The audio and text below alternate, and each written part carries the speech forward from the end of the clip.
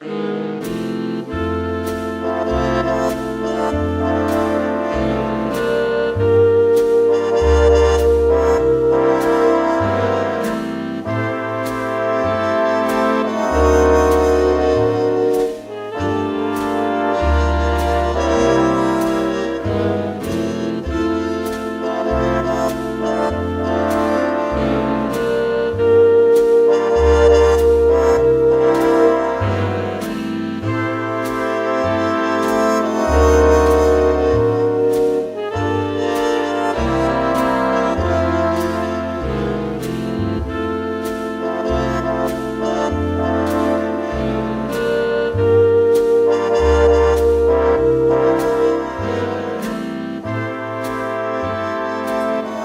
collection actually is the collection of one person, a person who is a collector with passion of almost everything, particularly ephemera. And when I knew that I was going to do this event for the benefit of the Briggs house, I knew exactly who to go to procure a full collection for exhibit. Well, partially the purpose of doing something like this is to have events that promote the house and its history, though this notion of Valentines isn't specifically connected to the house. This home was lived in during that period of time, so the age of the collection is primarily from the mid-Victorian period to the 50s, and the house was lived in those in that time segment, so it was at least something that was pertinent to the era of the history of the home. And I always like to have an exhibit where people are learning something. And so at some points you look at these things from an artistic point of view, but it goes well beyond that because it has a huge historical significance. It is, for the first representations, a way that people communicated that they never had been before. The legacy of the Victorian Valentine is precisely that. They were rigid, they were morally very secretive, but it was a way of them addressing topics that they ordinarily felt were not exposed. So in doing that, you learn the social significance of any one of these formats. For me, I take it on like a term paper. It's very easy today to go online and look everything up and it's all there, but unless you take the opportunity to make an exhibit and have it be formalized, you probably wouldn't go online to look at this information. Fortunately, when you do go online, there are lots of representations, and I quickly connected with a woman who is presently the president of the National Valentine Collectors Association. If there is a collectible in this world, there is an organization that in some way formalizes to the benefit of procuring these things. So indeed there is a president, and I made an attempt to call her and happily got her at home, and we chatted for a long time, and she was able to give me a lot of history that's not available online. And I think one of the nicest things that I took away from with her, our conversations, was that she said, I don't collect Valentines, I collect stories, because with each Valentine, if you can get some history behind its recipient or its sender, you have a story. She was the one that introduced me to the fact that there were Valentines made available to the soldiers on the battlefield in the Civil War, and they were not exactly mass-produced, but they were made available in packets and brought to the soldiers in the battlefield. And despite the fact that I asked her if I could rent hers for the demonstration we were doing, she said no, but she sent me an image, and you can see how they were pretty uniform, but they were Civil War soldiers represented in little tents, and they sent their messages to their loved ones or their sweethearts. So those all were representative of a beautiful story somewhere along the line. So it isn't just the Valentine or the paper format or the artistry, it's the sentiment behind it. This collection is primarily from, I would say, half European and half from the United States. The history of the Valentine production is that the very earliest ones from the 1700s and 16th century, they were mostly handmade, and they were of probably religious connotation and representing a sacred event of some sort. The first Valentine that was sent through the post was early 1800s. So in the mid 1800s, the Victorian period, is when they became enormously popular, and the manufacturing of them became not quite mass production, but the genesis of their style and their artistry comes from Europe. So most of this collection is representing the countries of England and all of Great Britain and Germany and a few French ones. The ones that are from the turn of the century into the 50s, a good portion of them still were coming from Europe, but many of them from mid-1800s, the concept was borrowed and it came to the United States. So the one room that has children's Valentines are made in the United States, though most of them are unhallmarked, so we have no way of knowing exactly. The progression of how they came to the United States is from a woman by the name of Esther Howland.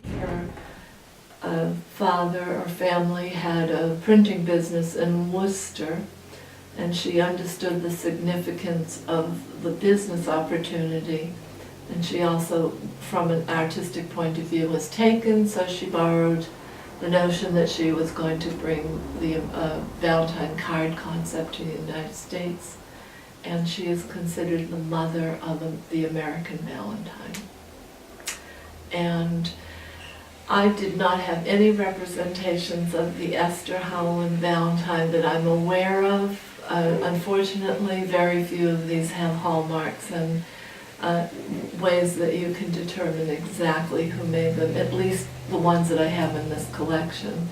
When you go online, or you go on eBay, or you go to these meetings where the ephemera people are, I'm sure that they have some that are in fact hallmarked, or that their provenance is determined, but I don't have any like that here. I had never gone on eBay specifically to look for Valentines. I use it often for price determination when I'm doing an evaluation or an appraisal, but I've never gone on the Valentine site, and I was stunned to see how many were represented. And in fact, they do notate makers and that some are hallmarked. And that's another part of the education that I actually didn't have time to dig into. I know that if you dealt with one of these professional organizations, they know exactly what the backgrounds are, who made them. They become so fine-tuned about it. But they're available, and they're like everything else on eBay. It's a variety of prices. I think you really have to know your product before you buy one, and you don't always get to determine unless they're very specific about a description, you're not always clear that you're getting the best representation of that product. But they're there. And the range was quite dramatic. You could buy probably 1940s Valentines in collections for a few dollars, and I noticed that there were some for $500. Again, going back to Nancy Rosen's collection, for the little we were able to share, some of them are so rare. There are only a few known to exist, and they go well beyond that price tag, so I'm not familiar with what the ranges are. Some of it is motivated by how much money it's valued at and what you can make, but most of it, for most of the people that I know that are in this arena, it's just for the pure passion of what it is and what history it represents. This is when we chatted about whether she had Valentines or not. She just generally said she had thousands.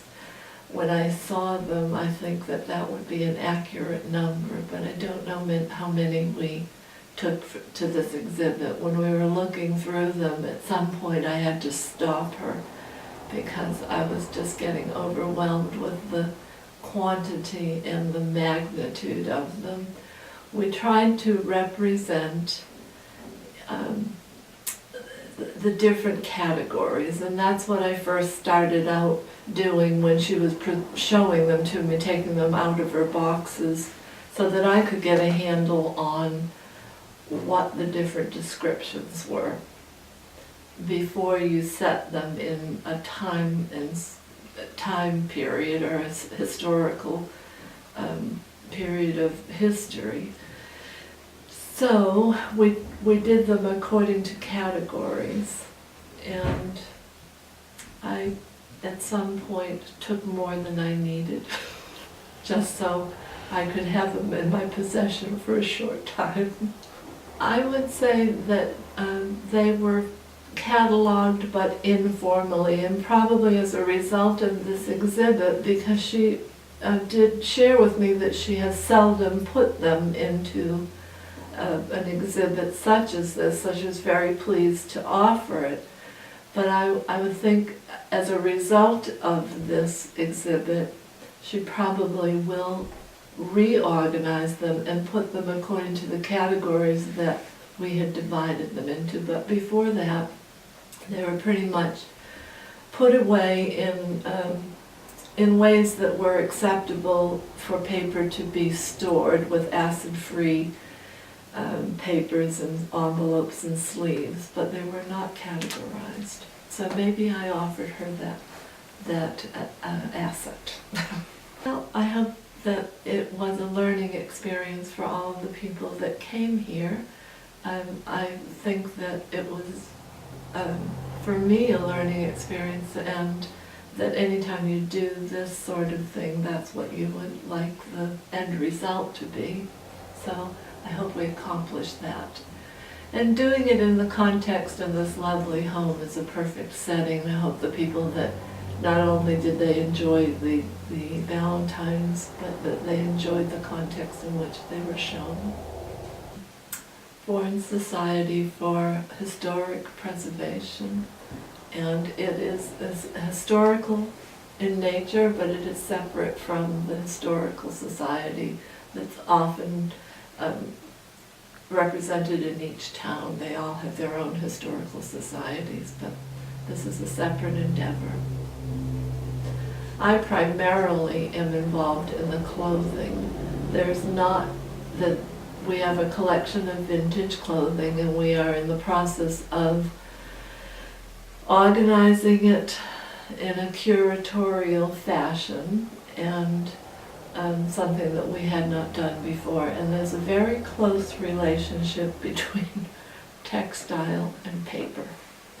So it's easy to get connected to anything that is related to textile for me personally. And that's my, that's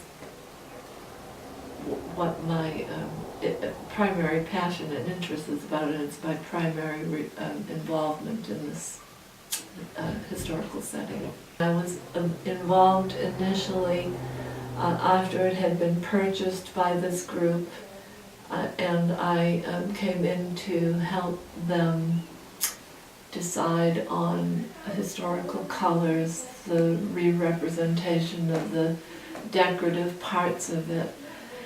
And in the early days, it needed an awful lot of attention financially, so many of the things that I did get involved with, though they were via fashion, were to help find capital to help their progression in re-establishing the house.